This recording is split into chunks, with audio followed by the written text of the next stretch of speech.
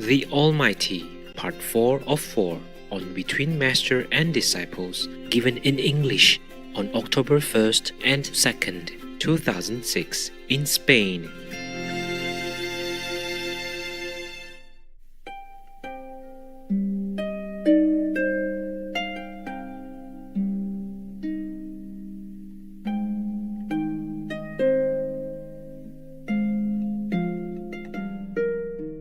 So you guys pay attention to this, okay? The body needs food.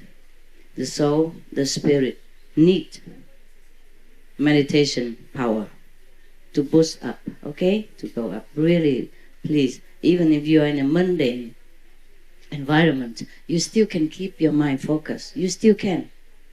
If that's all you want, nothing can really distract you. Maybe a little bit, but not too long. You have to get to that level so that nothing distracts you anymore. And even if it does, just like dust from your clothes, you shake it and it's gone. And not like the mud that cling to your body and cake on your skin. That's a different thing. Not into the mud.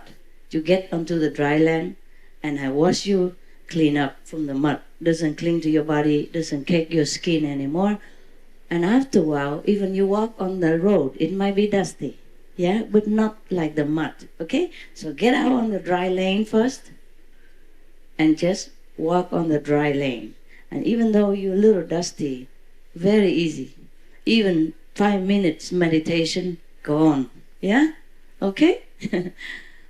So please, if you have some like very sharp kind of question and this kind of argumentative or provoking or kind of, challenging question, please ask yourself first. This question, does it really serve me? Do I really ask a correct question? Or I'm just blah, blah, blah, blah, to get attention? Or just to vent my social behavior on somebody or even on the master? Just because you live in just a social dirty environment, and you came here, you didn't clean yourself, you just throw dirt on people or even on the master just because you're so used to it, or you're angry inside of something and then you just blurt it out. It's useless for you, even if I answer it and even if you understand it. These all are still in intellectual level. You know what I mean? It's not the real thing. No matter how eloquent I am in describing an apple to you, you might see the vivid picture in your eyes, in your mental eyes, but you still don't taste the apple. I might be very good at describing it, and you even feel mouth-watering. Wow, I wish I'd have an apple. And I understood what an apple looked like, and I understood what it tastes like, but I don't have an apple. Apple is what you need, not a glorious description of it, no matter how good the description. So even here, I'm coming here not to talk to you, really, not to even answer your question, and not to make you think that I really understand everything I really understood everything from the universe. I really had a great eloquence. It's not that. It's just my presence that is a gift to you. Anything I talk, it's just okay to make you focus on me, or to make your mind a little relaxed. Okay, just my presence. That's the best lecture I could give to you.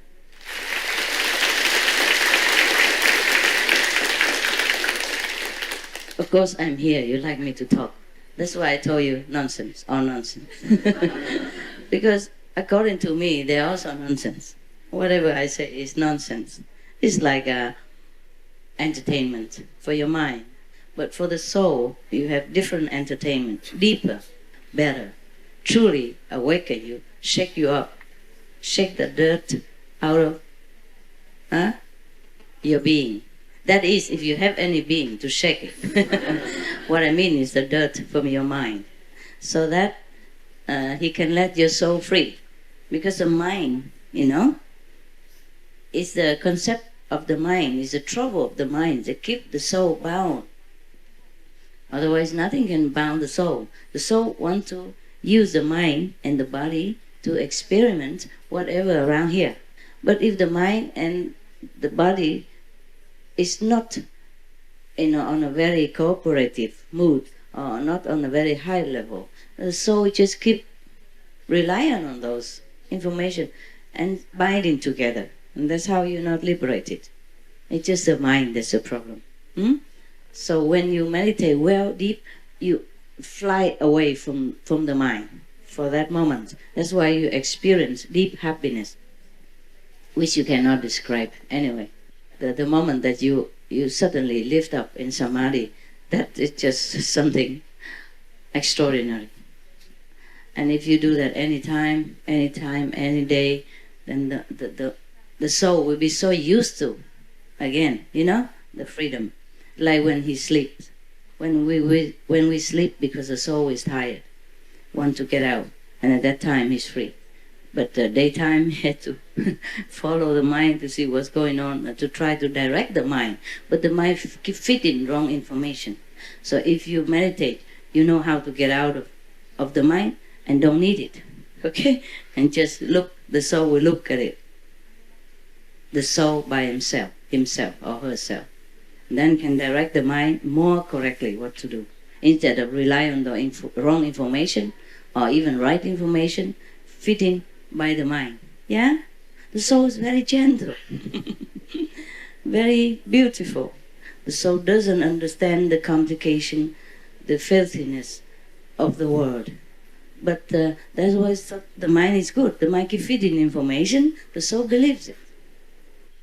So it's better the soul get out of the mind and direct instead of following the mind.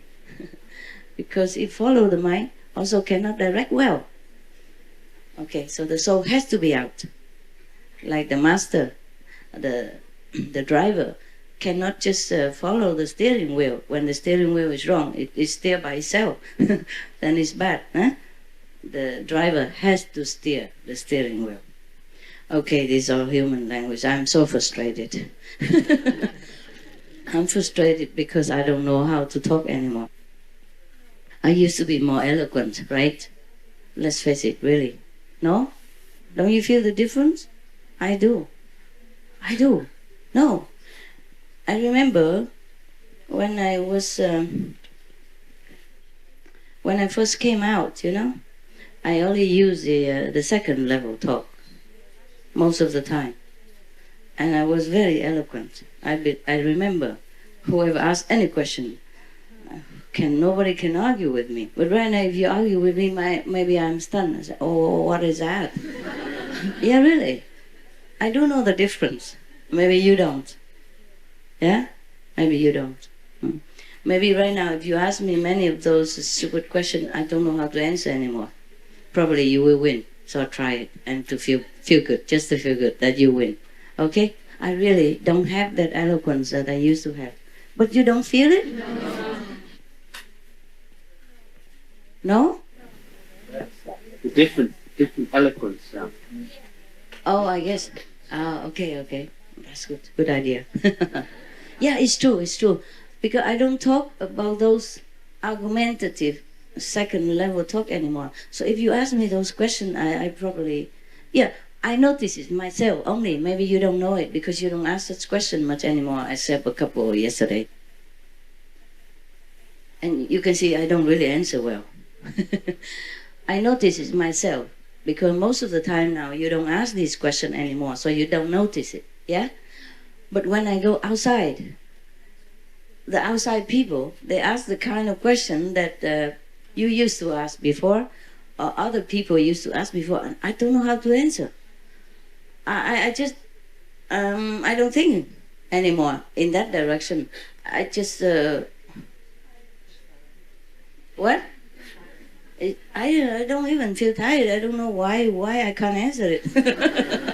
I just shut my shoulder and answer the way outside people just say anything just to, to get away with it. That's it. It's not the way I fiercely and enthusiastically, try to convince the people by my power of talk. I wasn't even enthusiastic anymore. Even if I want to, I just stand there I just kind of stunned. Why does he ask this question? That's probably most of the time I ask like that. And I really don't know. Most of the time I couldn't answer anymore the way I answered before. I guess it's not necessary anymore. And I have to tell you also that when I was enlightened, it was just 100%. It's like the master level. So, and I have to confess with you, I only knew the 5th level then. Okay? And later I meditate more. And on the retreat and all that myself. Then I go higher very fast. Boop. Then I realize, that's not it. It wasn't it. It was not that.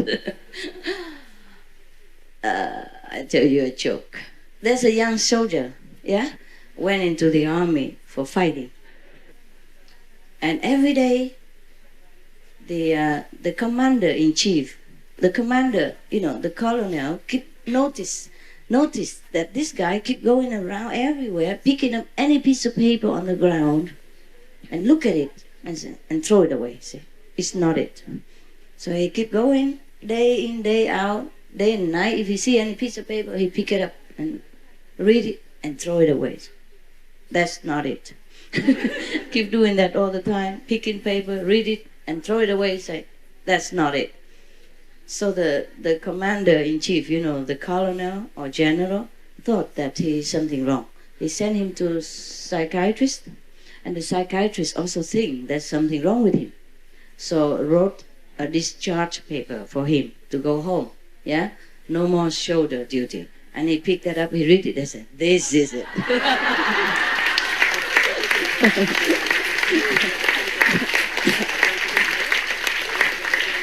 Yeah.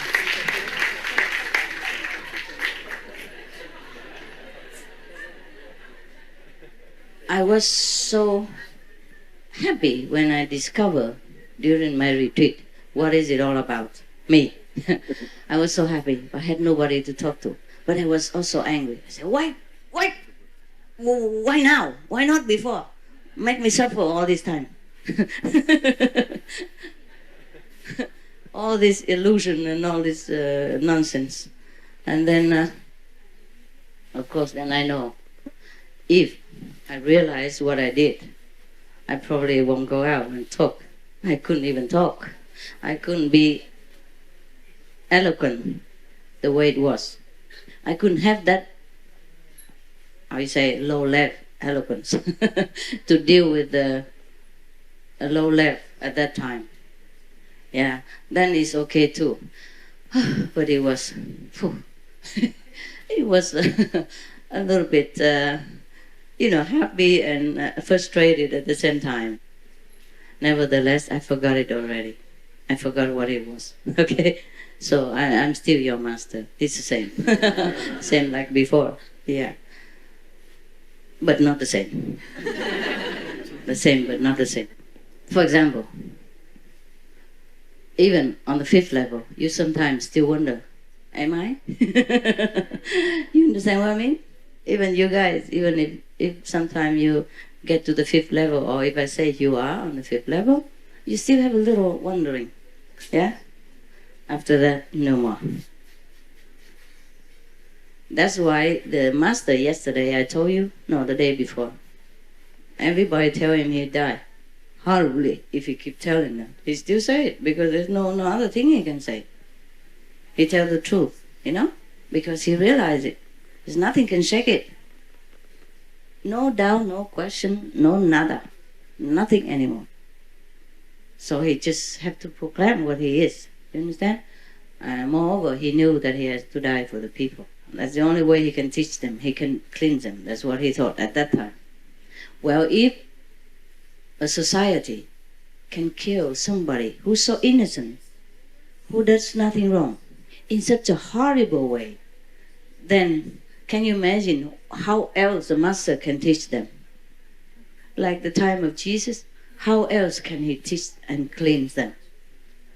They're not civilized enough even to listen to anything. Even if that master, the one who they vivisect, die, even if he say, I am the truth, even if he tell the lie, and you just don't listen to him and just think he's a crazy man, that's enough. Why you have to kill him like that? Now you understand what kind of society that he lived in. Yeah? And that's the only way he can liberate some of the people, his disciples and outside alike. The story ended like this. Remember the story? It's so horrible that after I read it, I throw the book away. I don't even want to even know about it. But then, I don't know, I pick it back. I thought maybe you could learn something from it, even though it's so horrific. I did not even want to let you know. But I thought maybe I could teach you something out of this. Yeah? We should gain a little bit of diamond out of the whole big dirty filth. Yeah? So the story ended like this. One of his non-disciple, but maybe acquaintance or associate,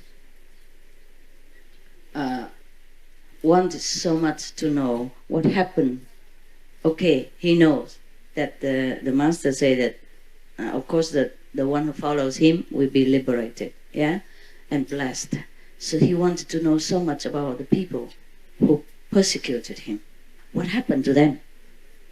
So the master appeared in the dream or in a vision and tell him. I think he wasn't initiated person, but kind of contact inside or admire him. I wasn't sure if that master ever initiated anybody. Maybe some people follow him only. Because at that time there were many other masters, yeah, who are more openly teaching, because they teach accordingly to the government line and don't proclaim anything. Maybe they were not even, they did not reach that level, so they could not claim anything. Okay, never mind. Let's finish the story first. So he wanted that acquaintance of the deceased master, the persecuted master, want to know what happened to the people who persecute him. So he appeared to him and say that both are blessed by God. The one who support him and want to rescue him or follow him, they did it because of God. They believe in God. Yeah, for God's sake. And the one who persecuted him also for God's sake, because they think he did against God. So both did it for God's sake. So God blessed them both. Perhaps the master knew already the outcome, so he blessed them already beforehand. Anyway, so at that time, many masters was teaching the same thing with him, of course, but they want him not to say that he's the truth. Yeah, that means I'm God. Want him not to say that because he would killed. Nevertheless, he said that all the time. If anybody asks him who he is, he said, I'm the truth. If he proclaimed it in the marketplace, he knew he had to die. And even at the time of death, he proclaimed the same. At that time, many masters teach the same method that he did. But so a lot of people already follow him. And this master has also been studying before when he was younger. Now, of course, been studying with these masters. Yeah, but he separated himself out of all. Not because he said the other master are no good, not that, but he became different. Not the way other masters do. Like most of the master, for example, in India nowadays even, if the master come out like a successor of some great already famous master, so that the tradition is this: you come out, you preach the teaching, and you always praise the master. You know what I mean? My master was this. My master will do this for you. My master will do that for you, do this for you. My master, the great. Never proclaim himself. That's they call humility. And this is rightly so. And the master of this type should have humility, should always praise God, praise the master before him, and accredit all the blessing and power to his master. That is correct. But this man, he doesn't. You see, the one who has been persecuted so gruesomely like that, he did not. He proclaimed, I am the truth. And he teach many crazy things. According to the book, he say, he teach crazy, he became crazy. He doesn't do it the way any other master, or the contemporary master did. So they predicted that he would die on the gallows, Normally they just chop his head, but in this case they make it so horrible. Because he was the truth. He is the truth. He cannot say anything else. And the more they force him to say otherwise, the more he proclaimed that I am the truth. What would you say if you know who you are? If you know you're a doctor, you graduated, wouldn't you say, yes, I'm a doctor. I'm a surgeon. Certified surgeon. I'll say graduated. I'm a doctor, surgeon. No? Wouldn't you say that? Or I'm a dentist, yeah? Or I'm a professor. Or I am a PhD. Whatever you are, you say it.